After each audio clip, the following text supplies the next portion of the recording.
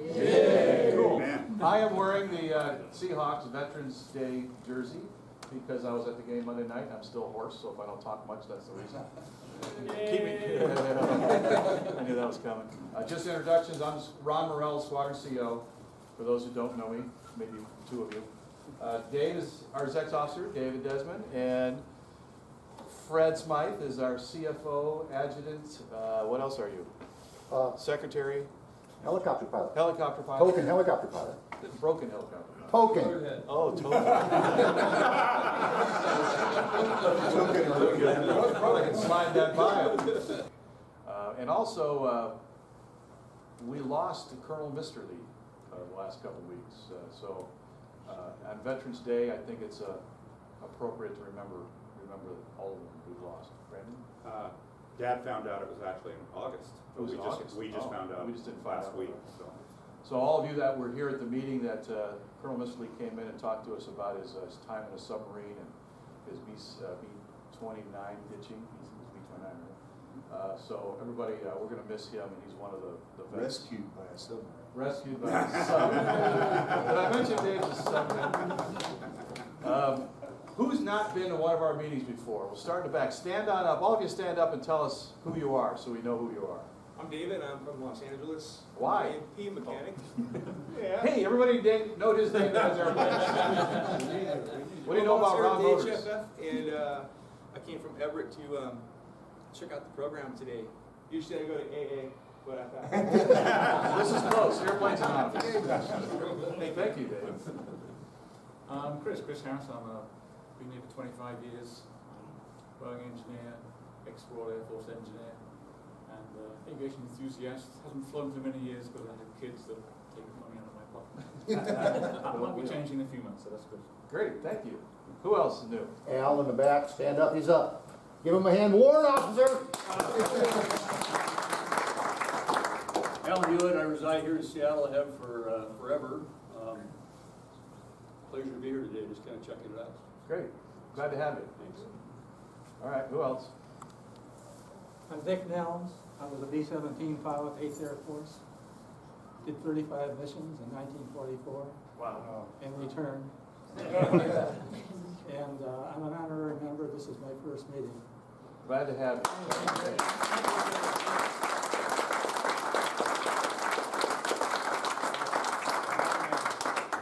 8th Air Force. Okay, so good morning. I'm Devin Odom.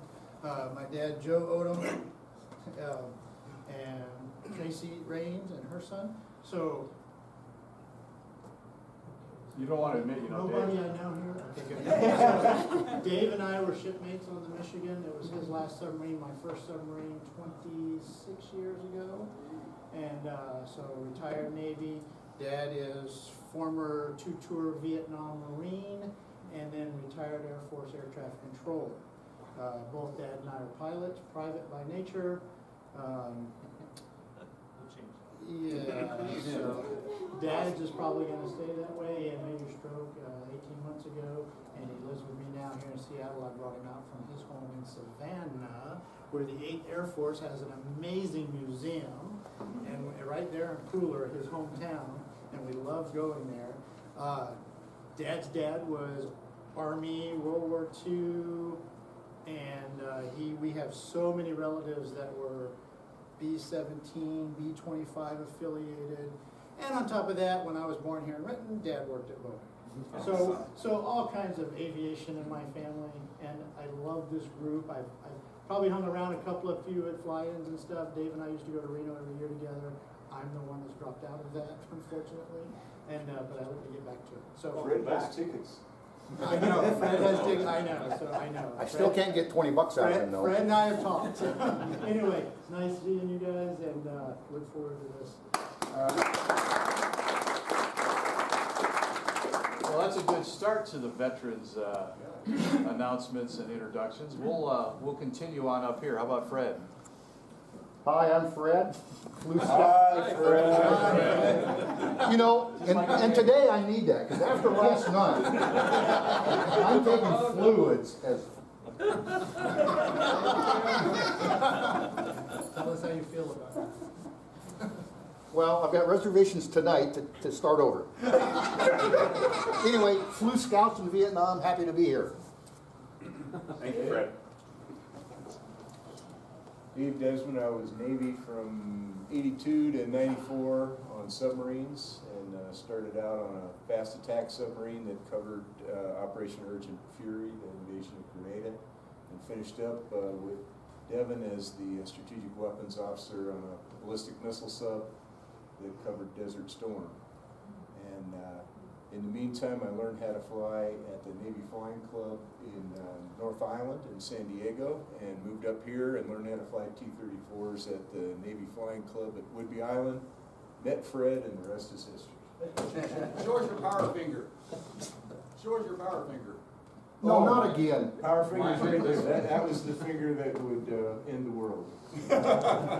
Launch the missiles then. Well, I'm Ron Morrell. I've been the CO for 5 years now. Whatever Fred said. I graduated from a little flying school in 1982 and went on to get to finish pilot training in Mississippi and spent 7 years flying the A-10 Warthog. Had a lot of fun with this finger. And my whole military history is on my coat, so I just wear this around. So if anybody wants to know what patches what, you can ask, and I might remember. But I got out in '89, been flying for the airlines ever since, and then doing this fun stuff while I could. Just Kent Johnson. I was a Navy pilot, flew the F-8 Crusaders, the last of the gunfighters. Of course, you can't say that anymore now because we all have guns on them now. But and then did that 7.5 years. Did carrier work, of course, in that time period. Had a lot of fun. We didn't know it was dangerous then. We were young. But anyway, then we got out and went to reserves, and then got to fly the A4s, and then back into the F8s again in the reserves at Miramar, Miramar. And then from there, they transitioned to F4s. Got to fly the F4s in reserves also. And from then on, one of the fun things I had was we had an RU training unit that was for T-34s for college recruitment.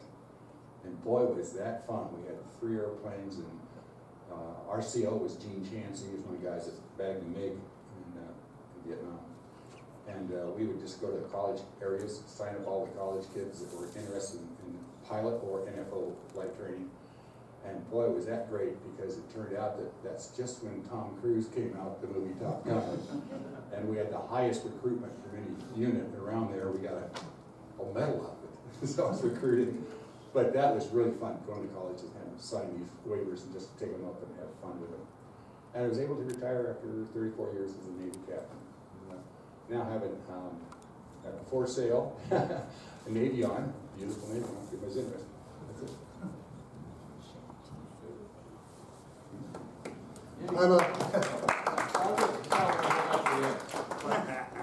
Oh, that's me. I'm Dan Shoemaker. Hi, everybody. I was an air traffic control and airfield and airspace officer in the Air Force by way of pilot training, called pilot training air traffic control leading school. I was at Little Rock Air Force Base, Hurlbut Field, and finally Davis Monthan with trips to Saudi Arabia, Korea, and a lot of stuff in Bosnia and Italy, and finally Hungary. Got out, served from '89 to 2000. Got out in 2000 and immediately went to work for the Army as a civilian at a little airfield over in Hungary. So got to have some fun for 3 years over there. Came back, worked for the Army as a contractor for a while, then for the Air Force, and now I work for the FAA. So, He's here to help. but next. I'm Stan Kasperzik, or Sundance, and I started out same school Ron did, a couple weeks earlier, 76, and actually flew Eagles for about 11 years. Got to fly in Europe and Nellis, Florida, and why not North Dakota, which we fly Eagles. After about 11 years spent in the Air Force, worked on F-22 for a long time, Joint Strike Fighter, and then I'll talk to you about TX today. So. Yay. I'm Dan Berry. Got a pilot's license as a teenager, went into the Air Force cadet program. Flew for most of my 31 years, most of the Century Series fighters, a couple of tours in Southeast Asia. Then flew F-4s, and now fly what I like to call the most modest airplane squadron, as opposed to slowest. I have an L3 that's one hangs, it's so important one hangs out in the gallery.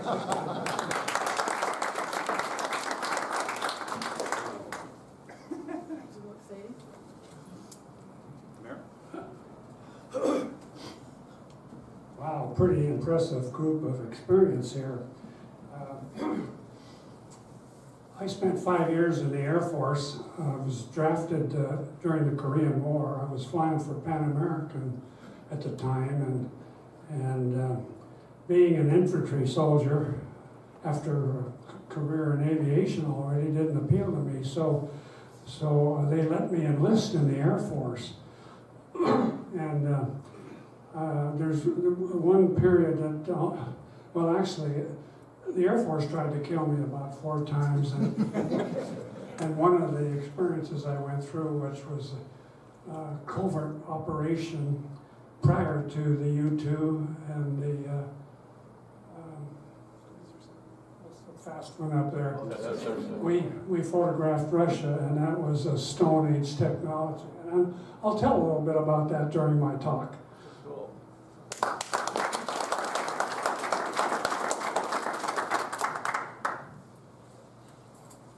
My name is Joe William. I joined the Marine Corps in 1963. Did 2 tours in Vietnam. I went over with BMFA 542. They wanted me to stay in Vietnam. I didn't want to. So I got out, wound up in Seattle. Worked for our Boeing Aircraft Company, launched the first 737, watched the first 747 crash at Renton Field. That was Pan Am 1.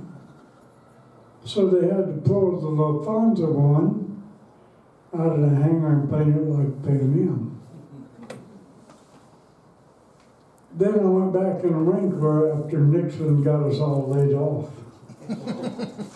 I was one of the guys that hung the sign over the freeway with the last person out of Seattle police turn out the lights. I went in the Air Force. Had my son here in Seattle. I went in the Air Force. I love flying. I already flew. I became an air traffic controller. Spent 16 years, retired, then went to work for Northrop Grumman. Ran air combat training systems, Top Gun, all over the world, including a year in Egypt, and a year in Taiwan, and I retired when my wife was diagnosed with cancer. I've had quite a rewarding career, surrounded by aviators, and I love the community. I hope I'm able to get behind the stick again.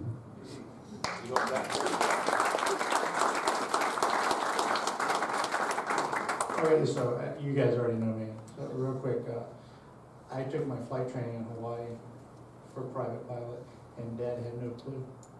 And my mom was visiting one time, and just a real quick story, and she was in the tower of Wheeler Army Airfield when I did my first student solo.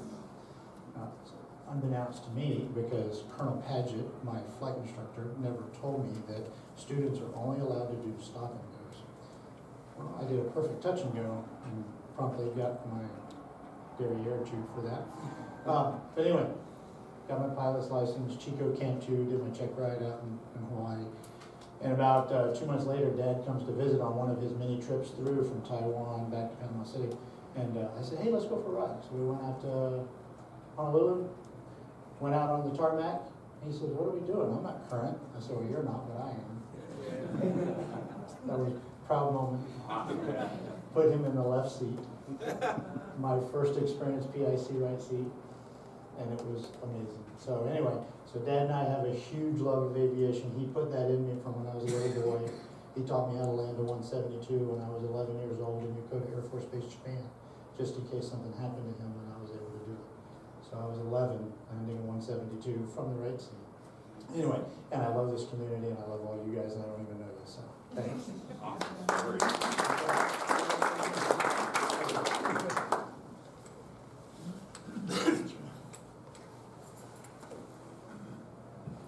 Okay, I'm Bob Jones. And, I always wanted, always wanted to fly, and I got a private license when I was 18 years old. And the Cold War was going on, and the Navy was taking in pilots like crazy, so I got on the aviation cadet program in the Navy. And upon completion of flight training, I lucked out and was given a FJ4 slot at Miramar. And that was a squadron that deployed every year. In fact, Liggett Taylor's, one of Liggett's relatives became CO of that squadron at one time, long after I got out of the Navy. And we made a deployment every year. I made 4 carrier deployments, one around South America in 1958, and 4 to the Western Pacific. And on completion of that, I had a regular commission and was assigned as the instructor in the A4 RAG at NAS Oceana. And that was a license to steal for somebody who liked to fly, because we had the A4s as well as the F9, F8s. So I'd usually fly 2 flights a day, instruction flights. And with all those airplanes, we had a lot of maintenance flights. So you could usually pick up one of those. And the last 3 years on active duty, I flew 500 hours a year in single engine fighters. So by that time, I'd put in 9 years, and the airlines were hiring, so I went to work for a major airline and flew there for 31 years. Been retired 21 years, and still fly a Cessna. So, thank you.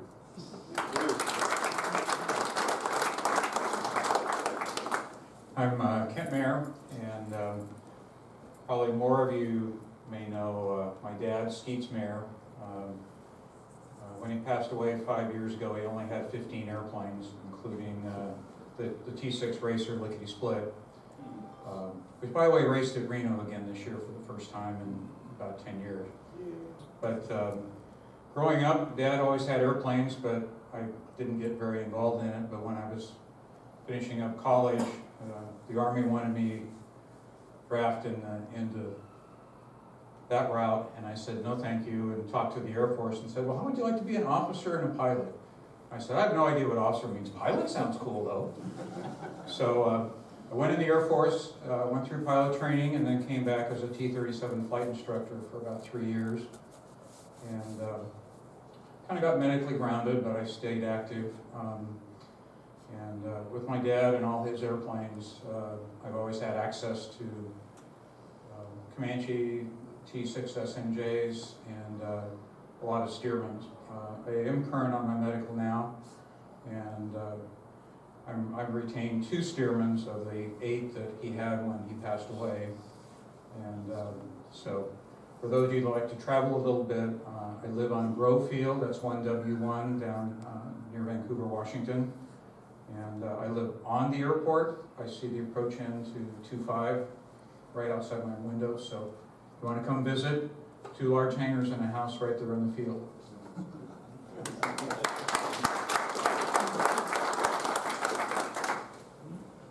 My name's Carl Lindbergh, and with the name Lindbergh, it's natural to be near airplanes somehow.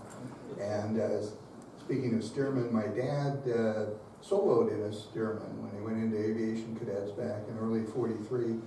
And I always wondered about what he saw in his life, because before he retired from the Air Force, we walked on the moon. And if I remember right, a Stearman is not an advanced aircraft. In fact, a picture after his first solo has these thick protuberances from the side of his helmet. And I tell everybody those are voice tubes. That was before they had electronic microphone and earphones, so that goes way back. But myself, after being an Air Force brat and traveling, I made 19 moves with the parents. I was the eldest. I went off to college and ended up in the Air Force in the intelligence business. And I have two things in common with Dave. My first assignment, I was in the 1131st Special Activity Squadron assigned to the PACOM ELANT Center, and I worked for a Navy officer. My second assignment wasn't the one I wanted. I put in to be an instructor at the survival school over at Fairchild. And when my orders came in, the Navy guys wrapped them up in a black ribbon. And like Dave, who spent most of his career under the surface, I was in the underground at SAC headquarters, which was an enjoyable time because I worked in the systems collection office and we had just inherited the SR-71 program from the CIA. And that was an unbelievable aircraft to work with. And it gave full employment to all of us photo interpreters because it covered about 70,000 square miles an hour. And long story short, I'm retired from the Boeing company. They typecast me. I was an industrial engineer developing manufacturing plans for the 707 military versions. So every once in a while I look and see something down here at the end of the field and I say, I know how that thing got built. Thank you. My name's Eric Olson. Real quick, I'm a descendant of someone that fought in the American Revolution, and I'm a second generation Air Force. So that kind of had influence on my decision to join which branch. Not only that, I'm going to kind of direct this to all you pilots out there. As a young child, I was taken up by an uncle of mine flying. That kind of sealed my love for aviation and really helped direct me into the Air Force. So if you're a pilot, do some young kid a favor, take them up. You won't regret it. Anyways, I went into tech school in Wichita Falls, Texas after I graduated from San Antonio. From there, I was sent up to South Dakota, Ellsworth Air Force Base in the middle of the winter. Went to the Strategic Air Command, 28th Bomb Wing, 28th OMS, tanker flights, A and B. SAC, I was a tanker toad, for those that know SAC. Spent my entire time at Ellsworth, and as I like to say, kids cover your ears. Nobody kicks ass without tanker ass, so for those that are the fighter jocks, couldn't do it without tanker guys.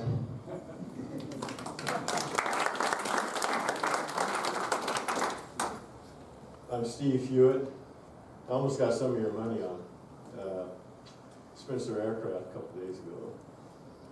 But Can I send my bill to you then? What's that? Can I send my bill to you? Yeah.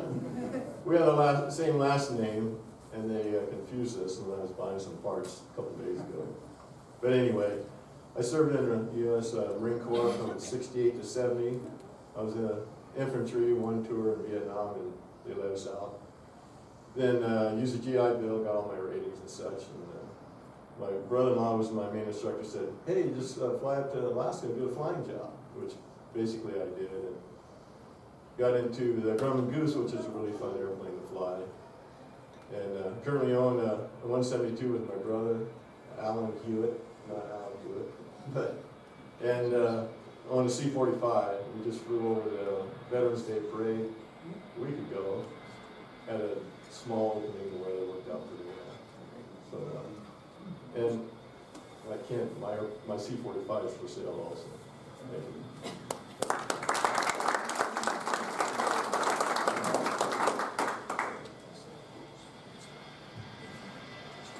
Hey, Eric Olson, good morning. United States Navy from 1995 to present. Naval Flight Officer, did the whole usual route. Look, airplane. Yeah, look, airplane. You don't see many 727. No. That's 331, right? That's the test bird for the F-22 radar or Not that, F-35.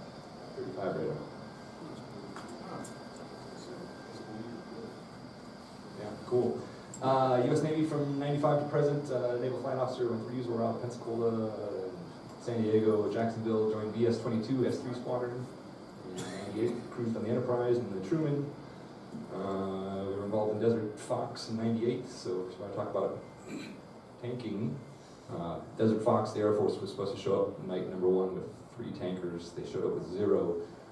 So we feel like we invented flex deck tanking in the S3 community that night. That's a fun story we'll tell later. And then right now I'm in VP-69, Reserve P3 Squadron out of Wood Gallon. And I got 20 months to retirement.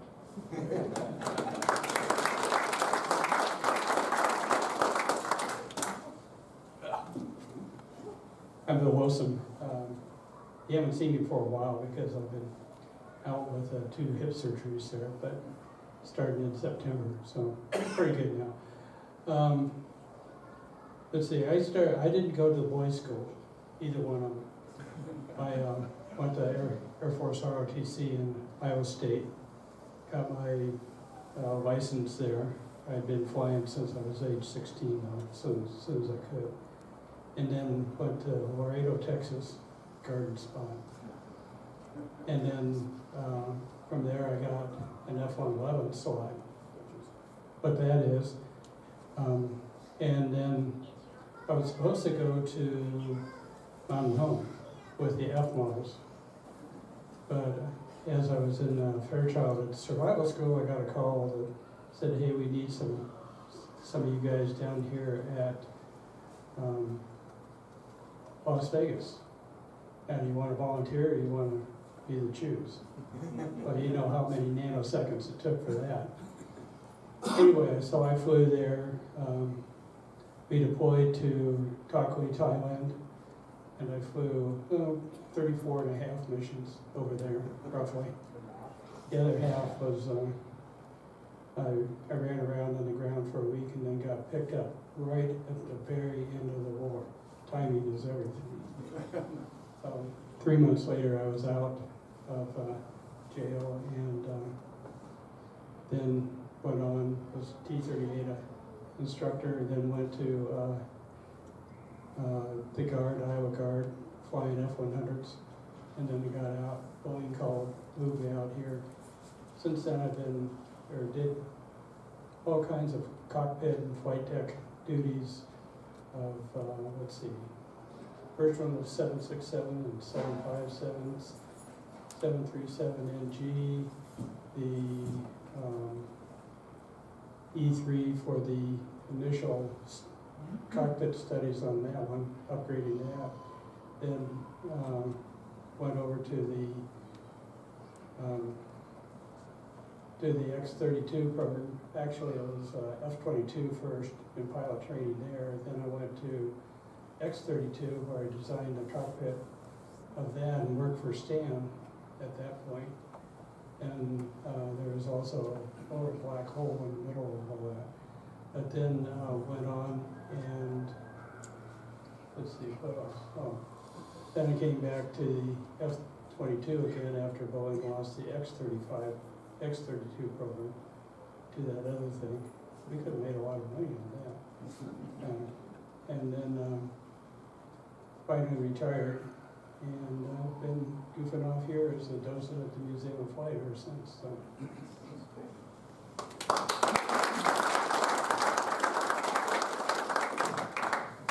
Hi, I'm Rich Cook, Navy, 73 to 77. Right at the end of the Vietnam War, so I didn't have a whole lot of experience. BS-41, North Island, and I made sure that North Island wasn't invaded by anybody.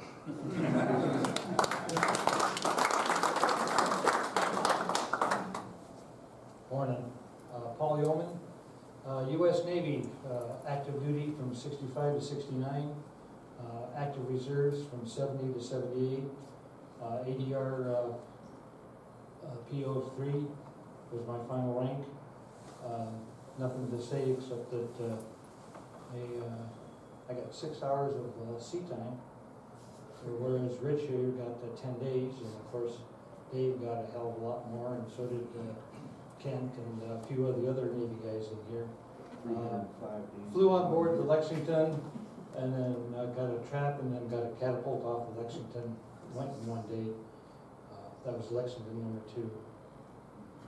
Hard to do on Lexington number 1.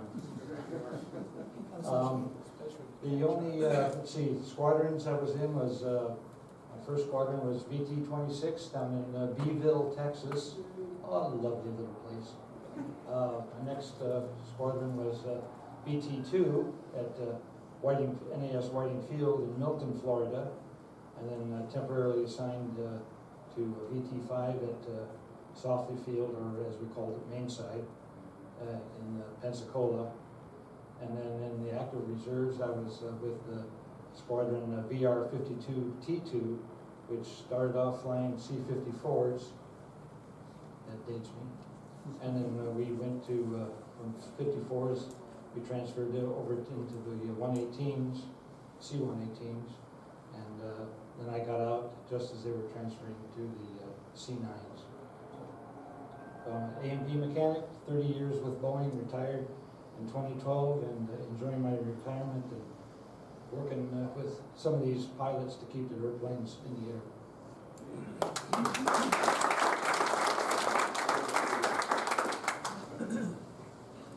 I'm Bob Brom. My father was a flight instructor during the Second World War, contract instructor, civilian, out of Cal Aero in Southern California and Lancaster. He taught me to fly. I soloed July 4th, 1962, the summer I graduated from high school. It's a long story and kind of tormented from there on out. My college days, as those of you in the 60s, were always an interesting time. I ended up in the Armored Cavalry in the U.S. Army, 1st Squadron, 1st Cavalry, 1st Regiment, Dragoons. We went over to Vietnam in 1967 as a unit. Our area of operations was south of Da Nang and east of Chu Lai, back in there. The only exotic place I've been has been in some rice paddies in a base called Fat City. Not real glorious, but thank God we survived. Came out, the GI Bill let me finish college. I graduated with probably more general education credits than any undergraduate because I kind of meandered through that. And then got the flight training. Again, it's not the path I would recommend anywhere. It went from law enforcement to flying, but I was very fortunate and blessed. I spent 25 years with the best airline in the industry, and I say that without a doubt, Alaska, and retired from them offering the MBA. I presently have a 182, which, yes, is a Warbird. It was used as an aerial spotter by the Canadians for about 2 years, and my threat is to paint it up like a friggin' Navion and make you guys kiss my you-know-what. Haven't done that, but anyway, so it's great to be here.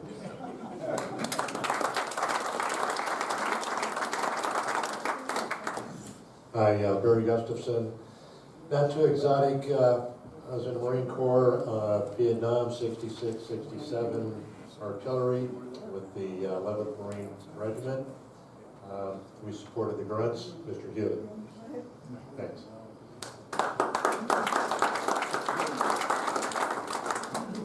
Well, just to finish up what Fred said, it's good to be here. Barry and I have been friends since before he went in the Marine Corps, so back in the days of the 60s, if you didn't go in the service and went in the, just go to Vietnam, it wasn't considered motherhood and apple pie. So coming from a working family, that was a destiny. Everybody that was in our neighborhood did that sort of thing. But I was fortunate. I got into the flight training program of the Army and got into the fixed wing program, which was pretty unusual. I completed that, went to Vietnam, and in the 12 months there, I flew about 280 some missions up and down the Ho Chi Minh Trail. Most of it was night work. Got back, got out. And for the last 35 years, I've owned a Cessna 180, which is arguably one of the best airplanes ever made. So, and I have no intention of selling it. Thank you.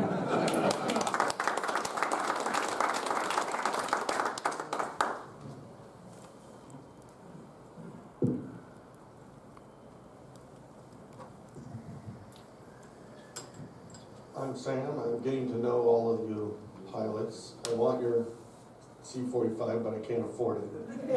My little brother would love it. He has a DC-4, well, at least the first 25 feet in his backyard. Airplane nut, always been one. I enlisted in the Air Force right out of high school. Before I enlisted, I had 6 hours in a 152. Wanted to be a tail gunner, but unbeknownst to me, the B-52 had been automated. My recruiter called my dad because I was still trying to figure out what I wanted, and said, well, he's got to do something today or we're just done.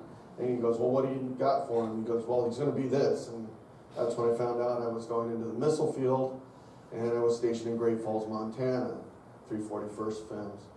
After I got out of that tour of duty, I joined the 215th DIS at Painfield and served with them for 6 years. I finally accomplished my pilot's license in 2015, July 1st, 2015. I haven't flown but maybe 2 or 3 hours since then, which is quite aggravating, depressing. So any of you that have an airplane that isn't being utilized and need a reason to go up, please give me a call. And I would like to say that there's a hidden hero in here that just has my heart. And Bill Jumjack is an amazing man. And if you've ever seen 007, the flight where the B-17 picks up James Bond at the end of the movie, Bill Jumjack worked on that aircraft in Alaska on the Skyhook program. And I'm sure I'm going to screw up somehow on that, telling that story, but if you ever want to get to know someone who I view as a hero, even though he's very unsung and doesn't say much unless you pry, get to know Bill. For the rest of you, I hope I get to know you more, get to know you better. I've seen a lot of your planes and drool all over them. I'm sorry about that.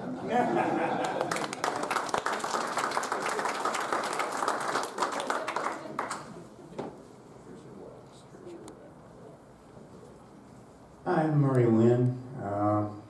Flew in the Marines from 70 to 75, OV-10s. Didn't get to go to Vietnam. That was winding down by that time. So I spent most of my time down at Camp Pendleton, a year in Okinawa.